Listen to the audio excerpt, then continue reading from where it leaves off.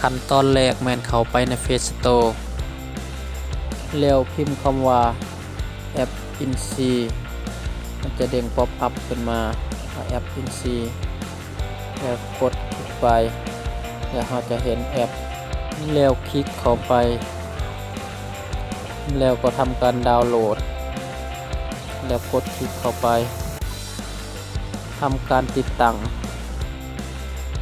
ขั้นตอนนี้เราได้ทำการติดตั้งแอปสำเร็จแล้วเปิดแอปขึ้นมาเลยแล้วจะเข้าสู่หน้าแรกของแอปคือดังที่เห็น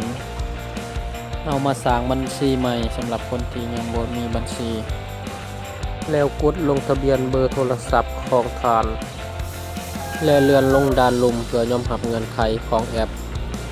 และดำเนินการต่อไปมาฮอดหน้านี้แม่นเฮากรอกเบอร์โทรของเฮาใส่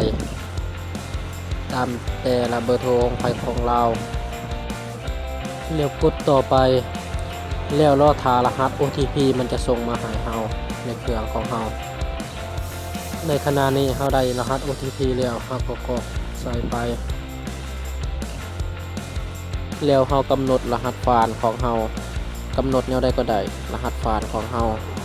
ให้ฮอด8ตัวและเฮามายืนยันรหัสผ่านของเฮาอีกครั้งเพื่อเข้าสู่ระบบของแอปและอย่าลืมใส่เลขรหัสผู้แนะนำมาฮอดขั้นตอนนี้แม่นเฮาได้ลงทะเบียนสำเร็จของแอปแล้วเฮาก็จะได้เงินเพ็งจากการสมัครแอป50,000 กีบเพื่อนำไปซื้อเลขนี่เฮาสิมาลองซื้อเลขลองเบิ่ง79ฟองเดียวสำหรับใส่เงินเฮงซื้อเลขเฮาจะซื้อได้ 10,000 กีบของทุกงวดแล้วเฮามาติ๊กใส่เงินเฮงขั้นตอนนี้ถือว่าสำเร็จของการซื้อเลขและอย่าลืมพากันใส่เลขแนะนำที่ขึ้นไว้ทางหน้าจอขอขอบใจ